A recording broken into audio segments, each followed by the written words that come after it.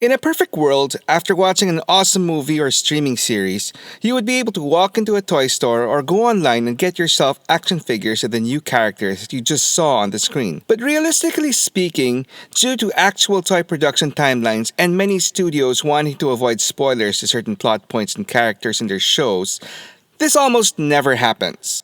We have to either get inaccurate versions earlier on or have to wait for months or even up to a year or more just to get the most accurate renditions of these characters. But this is completely unacceptable.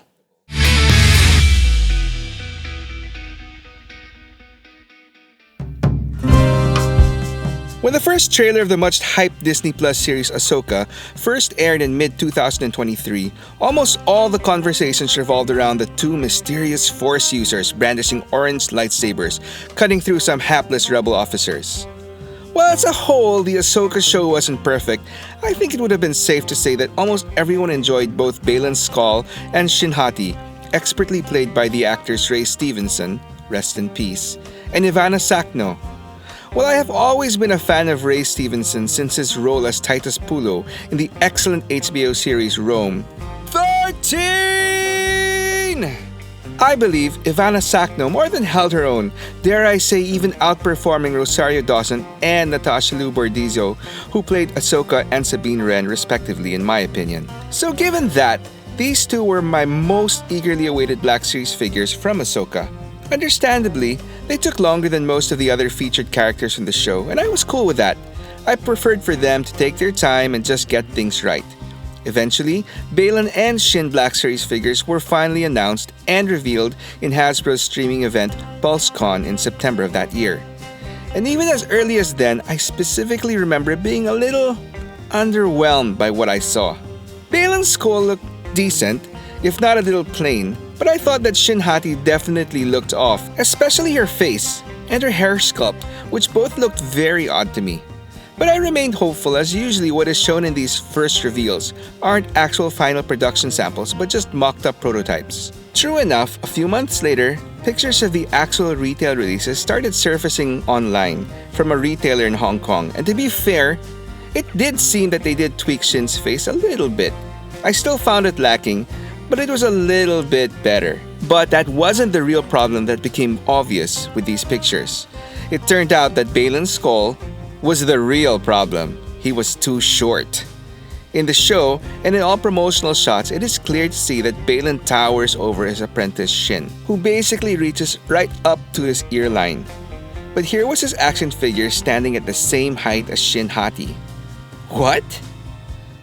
Look, given that most of the time toy production schedules rarely match up with media releases, rushed out products can sport some aesthetic differences from what is actually seen on the screen.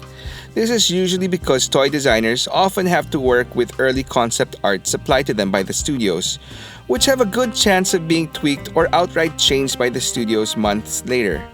But to mess up something like a human character's height is, in my book, inexcusable. These characters are played by real actors, real people, most of whom have their physical attributes such as, height, readily available online to the public. So, you don't have any good visual references? Just Google it.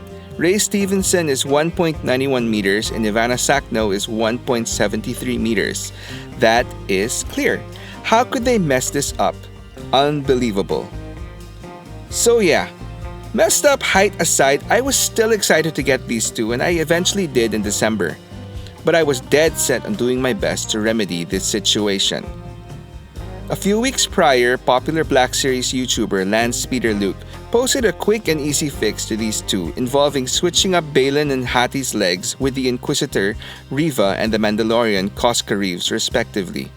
While this would have been ideal for me as well, despite being such poorly written characters in my opinion, I had no plans of cannibalizing my existing Reva or Koska figures.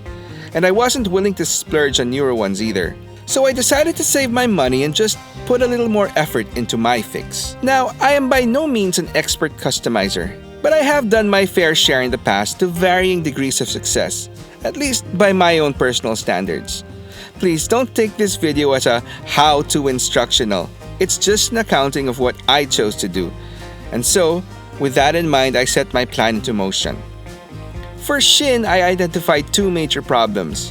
One, I thought that she was too tall, and secondly, I thought her proportions were a bit off because of her neck, which I thought was too long as well. The latter problem was quite easy. While I initially thought that I had to deepen the socket in her head just to make it sit a little lower on the neck, once I removed the ball pin between the neck and the head, I found that the end result was quite nice. So I added a little sticky tack to keep things tight and secure, and that part was good. Her leg fix was a little bit more involved though. First, I sliced or made hati. Sorry, I couldn't resist. I had to slice both legs around mid-thigh and took off about half a centimeter more or less from each leg. I also drilled a small hole in the center of each part to accommodate a wooden barbecue stick just for added reinforcement. Once everything was in place, all I had to do was rejoin the two parts together with some super glue, and I was good to go. The reintegration didn't have to be exact because 1, the legs were black, so slight imperfections wouldn't be too noticeable, and 2, everything was hidden behind her skirt, so no harm, no foul. Balin's fix was similar, with a twist. I needed to add height.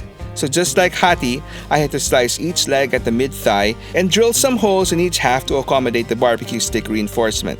But this time, I had to leave around a 5mm space between each leg, which I filled in with some epoxy putty. After leaving the putty to dry overnight, it was ready to paint the next day with some flat black acrylic paint. Again, not perfect, but at the end of the day, all my amateur custom work would be covered up by his skirt. And to finish things off, I gave them some hooded capes that I lifted off a couple of my Jedi Lukes that should have been included in the first place. But, oh well. So there you go. Problem solved. In an ideal world, we really shouldn't have to be fixing these figures right out of the box. They don't have to be perfect, but I mean really, this screw-up was completely inexcusable. Was my solution a bit of an overkill? I suppose. While I had to work a little harder, I did end up spending significantly less than buying 2 more actual whole figures just to cannibalize, which was more important to me.